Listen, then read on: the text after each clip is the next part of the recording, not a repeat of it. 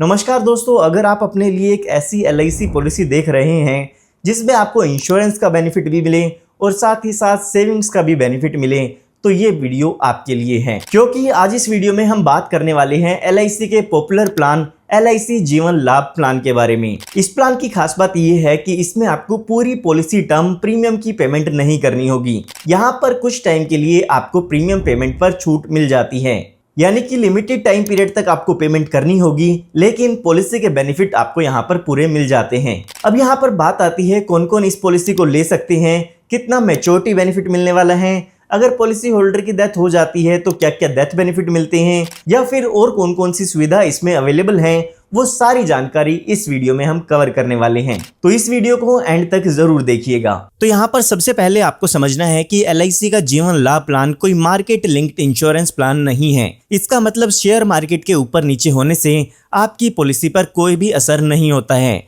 ये एक non linked, participating और इंडिविजुअल सेविंग प्लान है।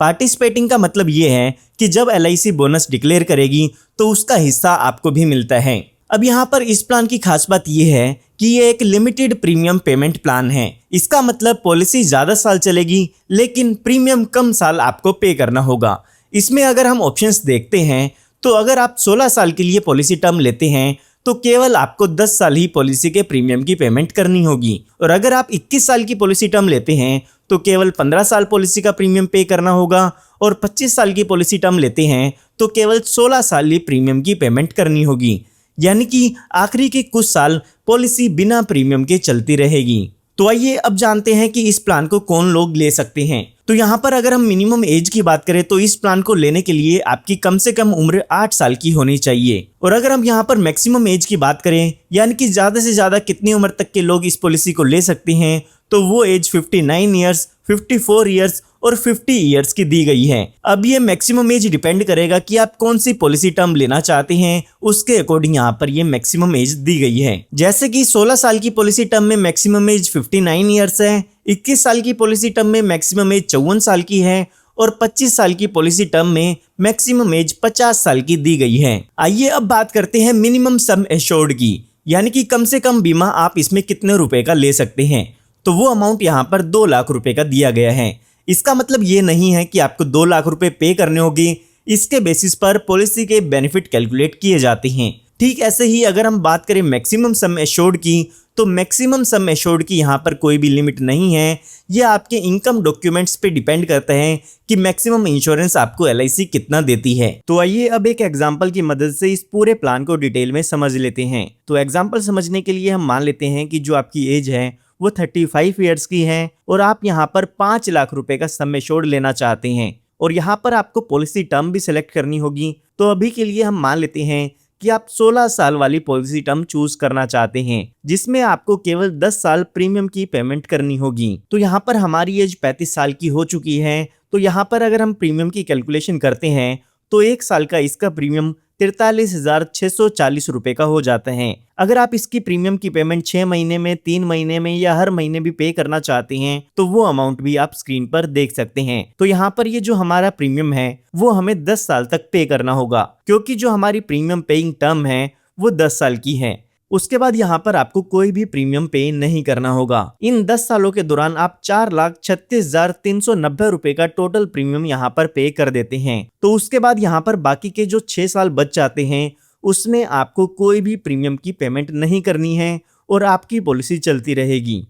और उसके बाद जब पॉलिसी के यहाँ पर 16 साल पूरे हो जाते हैं तो यहाँ पर इस पॉलिसी की मैच्योरिटी हो जाती है, और मैच्योरिटी पर आपको सम एश्योर्ड मिलता है, बोनस मिलता है और फाइनल एडिशनल बोनस मिलता है। तो हमारे एग्जाम्पल के हिसाब से जो हमारा सम एश्योर्ड है वो यहाँ पर 5 लाख रुपए का हो जाता है। साथ ही साथ यहाँ पर आपको बोनस भी मिलता है। तो एलआईसी आपकी पॉलिसी में हर साल कुछ बोनस ऐड करती है, जो कि गारंटेड नहीं होता है। ये बोनस कम भी हो सकता है और ये बोनस ज्यादा भी हो सकता है।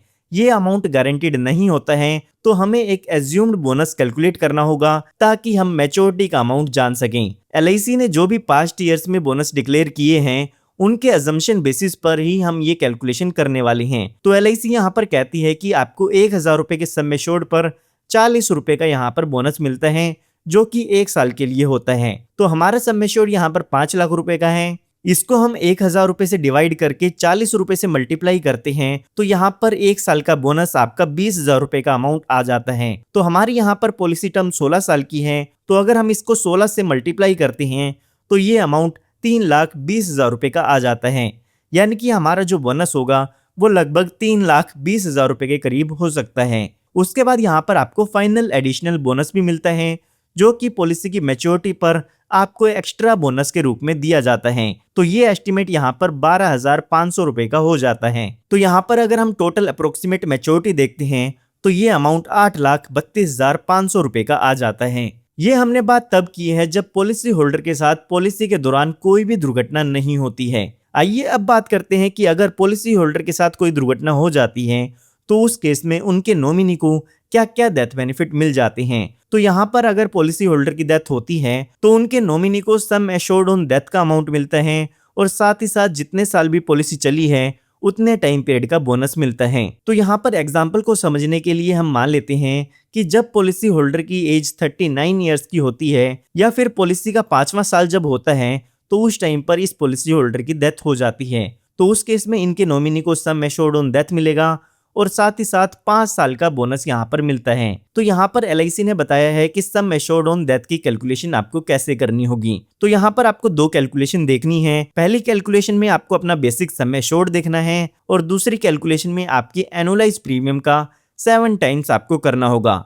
तो हमारा बेसिक सम एश्योर्ड यहाँ पर 5 लाख रुपए का है और एनुअलाइज प्रीमियम 43,640 रुपए का है। तो इसको हम 7 से मल्टीप्लाई करते हैं तो ये अमाउंट 3,05,480 रुपए का आ जाता है। इन दोनों ही अमाउंट में से जो हाईयर अमाउंट है वो आपका 5 लाख रुपए का हो जाता है। तो सम एश्योर्ड ऑन डेथ हमारा 5 लाख रुपए का हो जाएगा। साथ ही साथ हम 5 साल का अज्यूम्ड बोनस देखते हैं तो ये अमाउंट यहाँ पर 1 लाख रुपए का हो जाता है। हमने कैलकुलेट कर लिया था कि 1 साल का बोनस हमारा यहाँ पर 20,000 रुपए के करीब होने वाला है। तो यहाँ पर टोटल बेनिफिट लगभग 6 लाख रुपए का यहाँ पर हो जाता है। ये हमने बात की है डेथ बेनिफिट्स की।